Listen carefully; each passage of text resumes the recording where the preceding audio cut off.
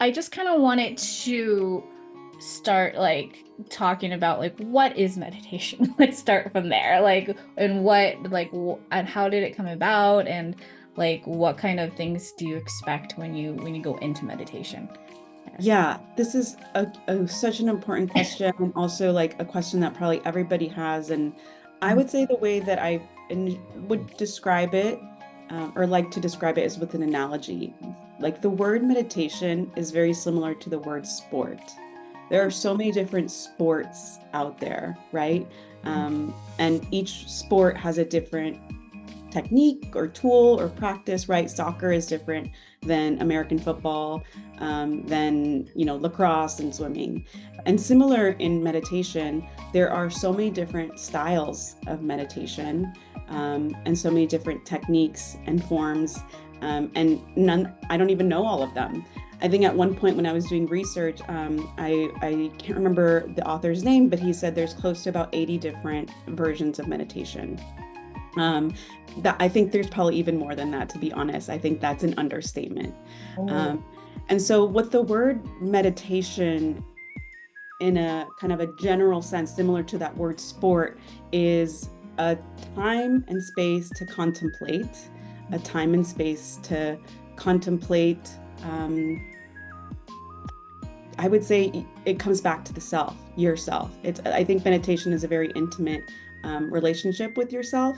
And often that means a very intimate relationship with our thoughts. Because the moment that we start to what we may typically see as a sit down meditation, we may start to see that we can't because we have so many thoughts, or we have so many thoughts that it feels uncomfortable to sit still. And while I'm describing a certain type of meditation, similar if I were describing a certain type of a sport, that I guess in itself is you're still building that relationship with your thoughts and yourself Mm. in that kind of umbrella term of what we know as meditation, sitting down and quieting. I don't want to say quieting your mind because there's so many different techniques too, that if I were to say quieting the mind, then I'm already like putting a certain definition on this word that has so many various definitions. Like if we're talking about back to the analogy of sport, there's a different way to describe soccer, lacrosse, swim. Like there're just so many different styles and techniques. I'll pause there and leave that as that. Yeah. As someone who has many thoughts in their brain, I get really scared. Like I always like, oh, like I'll try and I'll be like, oh no, I don't want to think about that right now because I feel like it's like a moment where you're facing some of the like conundrums or things that you don't really necessarily want to face, I I think. know, Yeah. totally. Yeah, I think that's I would say at least that's been my experience too. And I think that's a lot of people's experience, that it can be really vulnerable to sit quietly and start to Hmm. hear the the thoughts that we sometimes don't necessarily want to see, feel, or experience. Yeah. No, for sure. So like I guess for some people who are kind of like in my position and like how you started, like do you think there's a way, any kind of way to ease into meditation for people who are kind of scared to just sit in a quiet room with your thought? Yeah, I guess there's two things that come up. I would say maybe removing even that word meditation Hmm. for some time as you're introducing this quiet time to yourself, Hmm. right? It could just be, let me devote a little bit of quiet time to myself for 5 minutes. And quiet time might be, looking around your room and just not really, distracted by music or distracted by phones. Quiet time maybe could just be, um, maybe looking at a magazine through a couple pages and, just kind of letting that quiet time come through, seeing what comes up. But something else, I guess, the other side that comes up is, like my favorite way is by writing. Not everybody is a writer, or not everyone thinks of themselves as a writer, but journaling is a way to also ease into the experience of what we might be hearing and feeling and all the things that come up. And um, journaling in the sense of like this quiet time or in the sense of easing into meditation could be just writing down exactly what it is that the thought that you're having is coming up. Almost like to give it a moment to have its space, like, oh yeah, I hated that I said that yesterday to that person, and just writing that down and letting that be, and then maybe sitting down again and writing down the next thought. That again is in a way just to get that relationship with yourself, get that relationship with your thoughts, and getting that experience of what it means to sit with yourself, sit in meditation and sit with what's uncomfortable. Because I would say that is one of the main parts of meditation, is to sit with that discomfort for some time. And it does look really cool when people do sit on rocks by a river and, feel peaceful. But I remember my meditation teacher said, we see those images, but don't realize that that person is probably thinking of their grocery list, or that they're probably thinking about, something else. And it's true. We can be sitting on a rock and it looks very peaceful, but most likely we're thinking about something else. And that's okay to think about.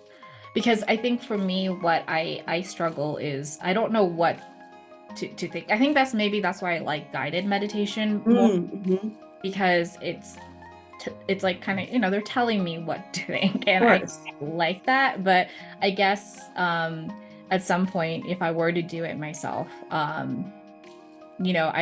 don't know what to think. What to think, right? That's a good question. Yeah, it's like, what do you think about then?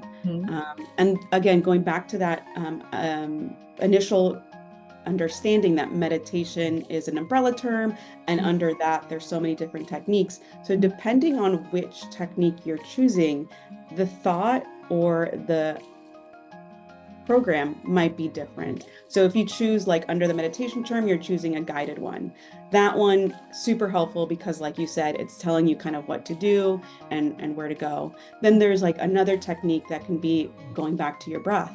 So every time you have a thought, you notice the thought, that's awareness, that's you witnessing a thought. Then you're like, okay, let me actually go back to my breath. Then there's other techniques where in Vedic meditation, we use a mantra.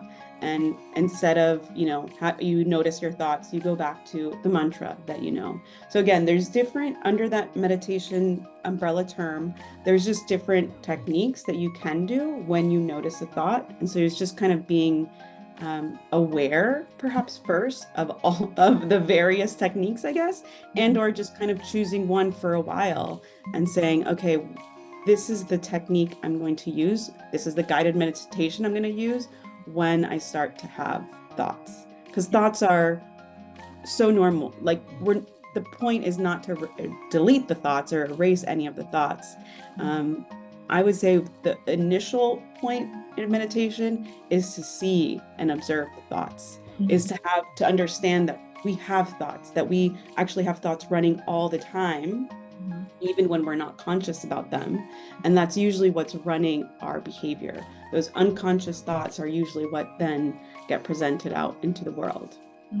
So it's basically kind of like you go on a date with all the different meditation methods and see which one kind of sticks. Exactly. Yeah, I love that. Yeah, there should be an app, actually. That'd be cool. Like a dating app. I didn't like that. Yeah, like swipe left, like that's not my style. And I guess I would just encourage people to use their intuition, which is also another vague term, but just using their kind of internal curiosity to lean into one or lean into something, versus maybe getting what we're now in the age of overload of information, of having so much content, so much information. We go on our social media apps, and at least I do, I see all the different various meditations on there because people are demoing them, or, and I'm guilty of that too. But I would say, like, lean into the curiosity of yourself and say what feels right a little bit, even if you don't know if it's meditation or not. We have an internal knowing, we have an internal wisdom and internal knowledge that can say, I'm going to do this. I have no idea if it's meditation, but I'm just going to go with it. And that there is power in that too. Yeah. I think that's why I wanted to speak with you, because I'm not a writer, but there's something about putting pen to paper. It feels, maybe because I'm a 90s baby and this was pre-computer time. So when I was taking notes, on notebooks, and and Totally. I was really surprised that I was interested in journaling, because I was never the diary girl. Like, I tried to write that diaries, but I was like, and I'll put it aside. It just wasn't. It didn't really. I guess I didn't. What's the word? I didn't really feel passionate about. Right. It didn't connect with you. Yeah. It didn't. I guess I know this is your thing, your realm of journaling. Can you just kind of explain what it is and how you kind of get into it? Because we did speak about we have to learn how to deal with the thoughts, but I feel like journaling, you're kind of are facing with your thoughts because you're writing it on paper. So I guess kind of explain the difference. Yeah. You've already set it up really well, and you've already, more than anything, explained your journey, which I think is so much more helpful in context than me describing it. But I like to call this version of journaling meditation on paper. But it's almost like a pre-version of a preliminary assignment, I guess, that you do before a meditation. But the reason I find it feels like a meditation, or it is like meditation on paper, is we're giving the experience a space to land. And that is what's uncomfortable, is not knowing what to do with the thoughts, not knowing what to do when we feel fidgety, not knowing what to do when we want to get up and just stand and not do the meditation. And what meditation on paper or journaling does is it gives that moment a space to arrive, to land. So let me back up too. I get so excited to talk about this. Yeah. But it's basically a stream of consciousness. We're allowing whatever thoughts arise. Sometimes we do have a prompt, and if I am guiding a journaling experience, I do have several thoughts that I kind of time them as to when to feed them to the person, and the prompts can be as broad as how's your day, or it can be very, very specific to what's going on in your mind. And the reason it's different than the Dear Diary type of experience, the Dear Diary experience is this is what I ate, this is who I am, or this is who I talk to. That is great. You can totally do that. But the meditation on paper allows this is what's happening in my heart. This is what's happening in my mind. This is what I'm afraid of. This is what I'm upset that I said. This is what I'm upset that somebody else said. This is what I hated and I'm so angry. And then it transitions to now I'm so happy. And it just has so much flexibility to move with you and purge what is inside of you to then, that's it. There is no other need to do anything else with it. Mm-hmm. So it feels tangible, like a tangible meditation, versus sometimes when we sit and meditate, we have all these thoughts, they're floating. You're like, what am I thinking about? Am I supposed to be thinking about something? And then there may be some judgments there, or I don't know how to meditate. And then there's not really anything to show and to say, this is it. And I'm going to just close up my notebook now and let it rest. Mm-hmm. That type of non-judgment that happens when we close up the book and just let it sit is, I think, really hard to do in the other sitting down meditation, because there is a little bit more judgment, or it's hard to be non-judgmental. But part of the journaling and the non-journaling is we want that non-judgmental component of us to come forward a little bit more. Yeah, that's the part, to be non-judgmental. I think we're we criticize ourselves constantly, I think, whether that's Yes. Yes. physical or mental or at work. No. Like it's really hard to forgive yourself. That's what I've been noticing a lot as I get older. And I think when I put my thoughts, what if I was feeling something on paper, I feel like I'm reading like another person's letter, I guess. Yes. Yeah. And you become more empathetic, I think, to yourself. I feel Yeah. like it's really powerful putting your thoughts into words in that sense. And Yeah. And you bring up something really good too, where again, journaling or meditation on paper can have, it's so flexible to be your own.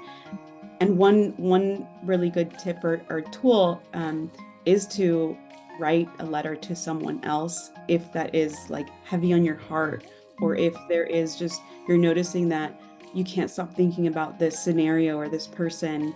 It's a really cool way to write a whole letter to this person, but you don't send it to them. It's just for you. Yeah. It's just for your release. It's for your own heart. It's for your own good. And again, non-judgmentally, we close up our notebook and then we let that rest. And I have found so much healing in that, in whether I'm writing to like a family member or a past self of something that I felt like I hurt myself, and just, writing those letters to in that way as a form of meditation. Do you reread those at some point in your life? I have, and I do. I don't always go back and read my journals. I mean, I have stacks and stacks now at this point in my life. I remember even when I moved across the country, I had to throw some of them away because I was like, I'm not going to travel with all these journals. Like, it's just silly. But I do have a lot, and I'll reread some of them. And it is very, like you said, we are our own worst critic. It is sometimes really sad to see how harsh I am on myself. How harsh the things that I might say, or the things that are ruminating in my mind, but also just to also see the healing or the progress that I've done is also helpful. Or maybe it's more like this type of progress where sometimes I'm up on a great hill and then other times I go down and then I come back up. But yeah, it is very cool to read back on them. I think we all have that, or like we all are so similar.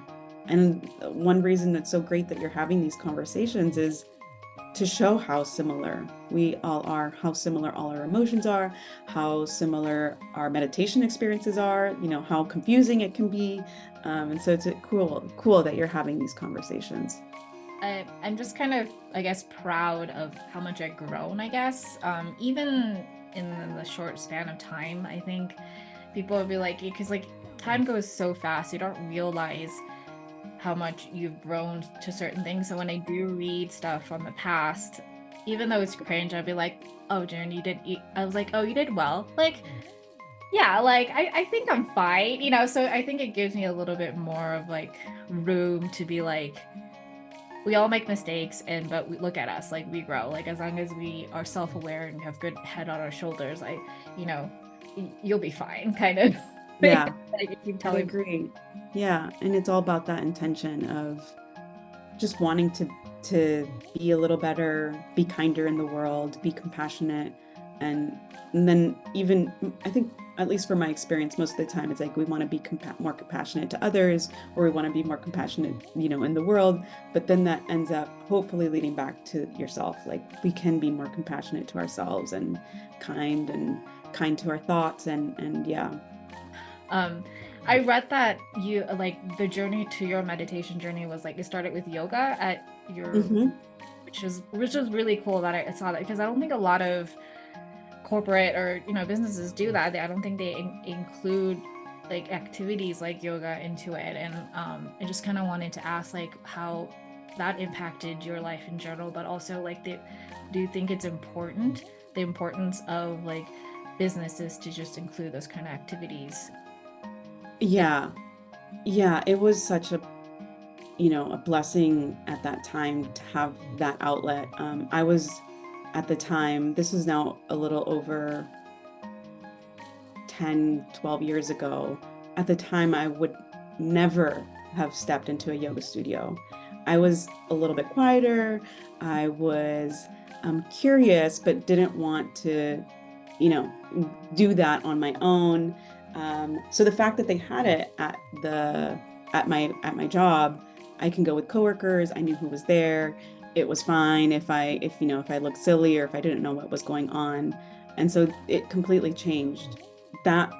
Those classes completely changed my life, because then I went on to become a yoga teacher. I went on and just, it's been a journey of me studying and learning and continuing even to this day to study with my teachers. And just the depth that it took me in is I'm so grateful for. So definitely I think more companies need that, not for people to have that type of trajectory to like become a teacher or do that route, but to become more just more compassionate for themselves. I remember, I would finish the class and I would have to go back up to work, and it felt fine. Like I didn't feel frustrated with having to go back up to work. I felt kinder to my coworkers. I felt happier. And it was just from simple movements, breathing, and stretching. It was nothing fancy. And we were basically in a downstairs gym in our corporate office. It was really nothing fancy. And I remember a teacher trying so hard to teach us some intricate things she probably planned, but we were just like, we were accountants. We had stiff bodies. We didn't know what to do. So bless her that she was so patient with us. But it really did change the way that I felt in that moment. And I would look forward to those classes every week. And I think it just gives, people a space to pause and land and stop looking at their screens and relating to their coworkers in a different way outside of, obviously working, and other traditional things that at least happen here are like going to happy hours, which we did a lot of, but it was nice not to have to rely on a happy hour. It's interesting that you weren't in that, I guess, environment like meditation, yoga. Like what triggered you to be like, yeah, well, let me try this out? Like what made you think like that? I have no idea, to be honest. I can't even, it's more of like that inner intuition, maybe it's my inner knowing that just kind of guided me. But at the time, I was always a little curious about yoga and meditation. I'm from Los Angeles, I'm from California, so it is very prominent in this area. And maybe I was just kind of somewhat influenced by just being in the air. But I didn't know anybody that was a yoga teacher, a yogi. I didn't know anybody that practiced. And it was in this setting that I got my first experience to feel it in my body. And I think that's the biggest thing with both of these practices, and also the journaling, yoga, meditation, journaling, any of that is like the experience that it feels in your body is so important to have, versus there is some need to read about them and kind of understand them intellectually, but they are more of you need to feel what it is your experience. And that's what completely shifted me, is how I felt in my body. With meditation too, with someone who maybe isn't really so acclimated to the idea of meditation, it's like, oh my God, doing it just feels so strenuous. But once you do it, you're just like, oh wow, okay, this is why we do it. So I think that's why I try to encourage people to be like, just try it. Just try it. Yeah, I agree. And it could take time to get that, especially with meditation, because it's so subtle. It might take time to get what it, for you, it's the cleaning feeling, right? That clean feeling. It's I want people to also know that it could take time to find whatever is that thing at the end that you feel, and to keep continuing at keep trying it, I guess, until you find that you can pinpoint what it is that's sparking you. Yeah. So you you said, you mentioned you started with teaching yoga, and then you dabbled into different things, and I was really surprised to see that you did so many different categories, or I guess occupations. I don't know how you want to explain it, but I think transitional phases it's just a natural thing that happens, and I know you about the spiral on your website, and I really like that, because it's like you said something about like we go through different similar experiences but just different perspectives. I think that's Yes, yes, yeah. oh my God, like at this point in my life, I'm like I was like I really related to that sentiment, because yeah, it's like we do the same thing over and over and over again, but it feels different because you yourself have grown throughout the years. And but Yes. I feel like, I hear this a lot, and I think this is like a worldwide sentiment, but I think people sometimes get scared of doing something new or transitioning. Mm, And I guess, like, as someone who yourself experienced so many different things, even though it might be similar but different perspective, like, how do you kind of deal with that or combat? Like, I think it's more about fear of the unknown, I suppose. Um, yeah, I just want to say, like, how did you deal with it? How did you kind of be like, okay, I'm gonna do this? Because it takes a lot of guts to, I think, do that. it does. And I think part of it is just like there are just certain archetypes that are more willing to go into the unknown. That is my kind of my personality in a way. Like, I remember my mom telling me a story. My sister and we just got our first like skates or something. I'm the one that's like going at it, fearless, who cares if I fall? And my sister's still like by the window, like shouting, like, did you get it? Are you good? How's it going? And I think it's just like there are, just for whatever reason, sometimes we are born with these certain personality types. But I think it's exactly what you said, is being a bit fearless in stepping in the unknown, and knowing that all of our decisions are out of our control in a way, even the ones that we think are in our control. It's like, not really, like nothing. We really have no idea what's going to happen tomorrow, and no idea what's going to happen tonight either. Even if though we might have dinner plans, something can happen in that moment of getting there. So I think it's having that like broad awareness, which that broad awareness is helpful, is part of the meditation. The more you meditate, the more you start to like untether yourself from all these attachments and stuff. It's really hard because our world is, everything we have in this world is we're attached to. I'm attached to my home. I'm attached to my clothes. I love all my shoes. I love all the things I have. But every time we sit, we, at least in those moments, feel disconnected from the things and feel more connected to whatever it is that makes us whole, and that makes us feel more compassion. And I would say, going back to like all the different versions that I did back in the day, it was a bit of like the naivety. I was just naive. I was just like, I don't care. I just want to try this. I don't care. I just want to do it. That type of mentality is what kept me kind of going and changing and doing and exploring. That's not for everybody, and it doesn't need to be for everybody. But if that is something that you notice in yourself, I would say just like give it a try. Like the first thing you can do is always give it a try. And you may fail, you probably will fail, but it's not really like a failure. It's more like that spiral again. It's like you did it, you're trying it, something shifted, it didn't go as planned, then you're just gonna redo it, and then it's gonna come back around, and then you're just learning and redoing it. And that's been my experience. It never happens the way that I thought it was gonna happen. It more so, I take a leap, try it out, I'm doing the thing, and then I'm learning and shifting and then redoing it and all that. I don't know if there will ever be a time that we don't, as humans, see the negative first. Like, I think we all kind of just first go into seeing the negative and kind of like harping on all the negative part of it. And it takes effort to then say, no, I'm going to look at it differently, or I'm going to move on. Or it takes even more effort to say, these are the positive things and stuff. So I think it's like, yeah, it's for whatever reason, maybe it's like a safety thing. That's just part of the human nature of just needing to see the negative to take care of ourself, our nervous system, some instinctual thing.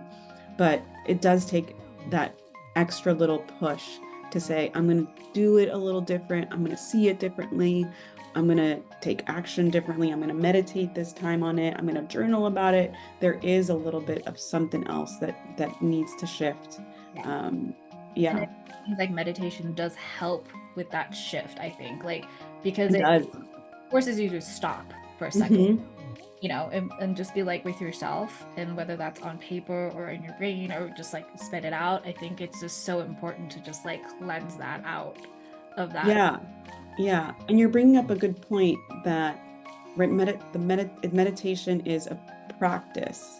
And that word is used to describe like, what are we practicing for, right? It's like we're practicing for life. We're practicing so that we're practicing for not to be good meditators. We're practicing to go back into life and take those pauses or be more observant of, we said something wrong, we can say I'm sorry or all those things. So it's like, yeah, we're practicing meditation, not to just get the skill, but to come back into life and say, I can slow down and or whatever it is. Was there any like significant or major like life changes, whether that's physical or internal, like before and after? Do you see the difference in yourself, I guess, before and after like learning meditation and practicing it? Yeah, I guess there's two camps again, where I still think the yoga journey is what propelled a lot of this like my spiritual side or my meditation side. So pre any yoga, I was a very anxious, a very stressed out, a very self-conscious person, and it's really obvious that those two people are just drastically different. Not to say that I'm not self-conscious anymore or anxious. I still get those things, but it's a different feeling now. And it almost feels like just a foreign person back then, because it has been a while now. But I guess what was more obvious was not being in healthy relationships, was being in really unhealthy relationships for a lot of that part of my life. And that shift, once I started to go into this, was being more kind to myself, my thoughts, wanting to change, wanting to be better, wanting to have more positive thoughts and self-esteem. That feels like a very obvious shift. But then with the meditation, like specifically with the meditation practice, for probably about 5 years, I was dabbling in meditation. I would do a guided one, then I'd stop. I would try an app, and then I would stop. And like nothing was like really sticking for some time. And it wasn't until now, maybe about 5 years ago, that I specifically started to get trained under Vedic meditation, which is 20 minutes twice a day, AM, PM, meditation with that specific, you get a specific mantra. And that consistency of just meditating every day, that specific style says it's effortless. We're not trying to do anything in this specific style of meditation. We can sit slouched, we can sit wherever, you can be on a train, you can be loud, it doesn't need to be specific. That type of meditation for me really shifted my consistency. I was much more consistent with this style of practice. I didn't feel like I needed to rely on a guided meditation or an app. I felt self-reliant. I could do it by myself. But I can't even just really describe the way it has shifted my life, because it's been like little subtle things. I'm constantly saying yes to things, not because I'm a yes person, but because I'm okay with wherever life takes me. I've moved like 6 different times to 6 different cities. I'm so excited and blessed that that's been my life. And part of it, I think, is from just saying, yeah, well, I'll figure it out. I can always make home. Wherever home is, I'm there. And I do think that has been part of my meditation practice, being really consistent with it and knowing that is my anchor. That's always going to be my anchor, is my meditation practice. Uh, I really like that you said it's like subtle changes because I think maybe some people might have this idea that meditation is going to be this life-changing thing. You know, and I know we said that, oh, it takes time, but also like maybe people have a misconception as like, oh, it's going to be like, I'll do this for a week and I'm going to feel Yeah. like, It's and like, I wish. yeah. So how long, like, I guess you don't really know, but like, do you kind of estimate like how long did it take you to a place where you're just like comfortable doing it and you're like, yeah, this feels good, and like, Mm. like what was your journey like? How long was it? Yeah, I would say maybe like a year or two in, I was like, okay, at least now it feels like a habit, right? We brush our teeth twice a day. That's a habit. And that we do it because we want to or not. Most of the time it's like at night, you're like the last thing you kind of want to do is you're tired is brush your teeth. And it's the same with meditation sometimes. Even now to this day, I don't always want to meditate, but I at least like year one, year two, at least it's now a consistent habit. And there are even now some meditations feel like I've just been thinking the whole time. Great. Why did I even do that? And other meditations, I'm like, wow, I was somewhere else. I don't even know where I went. I was deep in a profound space. And so through that, like year one and year two, I would say, it's showing up for myself, even when I don't want to, even when I know that I'm stressed, but that's what's starting to de-stress me, de-stress my mind, de-stress my body, so that when I show up to work, when I show up to, dinner, hopefully I'm more observant and less reactive or, just softer. I think softer in life. Versus before it was the anxious and like the scared and that still comes up, but there is more of a softness and more of like a, let's see where life takes me. And now I would say, now that I'm like maybe studying specifically Vedic meditation, I've studied that now for 5 to 6 years. Now it's like a practice of like, I can observe the scenarios and the thoughts and all at the same time. Again, but it's very subtle. It's like so subtle that it's hard to describe too. It's a very hard to it's hard to describe because it is such an internal, ethereal, internal world type of practice. It's like you just one day realize you're just like, oh, I feel different.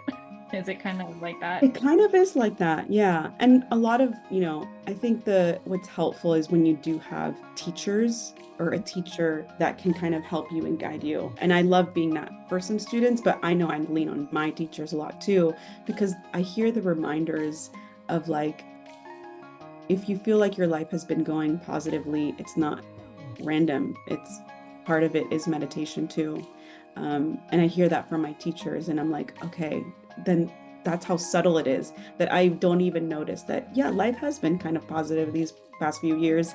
And I'm not necessarily, it's not like directly connected to meditation, but it has some element to it. But you slowly start to see it, feel it, but then you need to hear the reminders from your teachers, from your really trusted teachers. I know you touched upon a little bit, but I think one of the things that probably hard for people to do is keep it a consistent thing. And I know you said you were consistent when you found something that like kind of fits your needs and your personality. But I guess like other than that, is there any other advice for people who are like, I do want to do it, but I'm so busy all the time. I have kids, I have to go to work. Like, what are some of the tips that you can give to those people who kind of tend to make excuses, but curious, but tend to make excuses for not doing? Yeah. I would say try it with something that you do. Like, we all go to the bathroom in the morning. Maybe it's a sitting down there. and just a couple seconds, a couple minutes of breathing and just pausing. We all brush our teeth. So maybe you brush your teeth and then, you're going to sit down after you brush your teeth for 3 minutes, 5 minutes, 10 minutes. So kind of stacking it with something. Or I think that can be the most helpful. And the reason is because it is that initial part is part of building a habit. It's not necessarily part of understanding meditation just yet. It's the part of just like, can I put this in my schedule? How do I put it in my schedule? I sit down to go to the bathroom every day. Okay.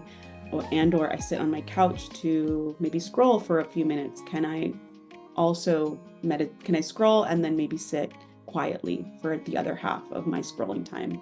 So just trying to find those pockets of time that you're already kind of idle or doing nothing, and seeing if you can fit it in there.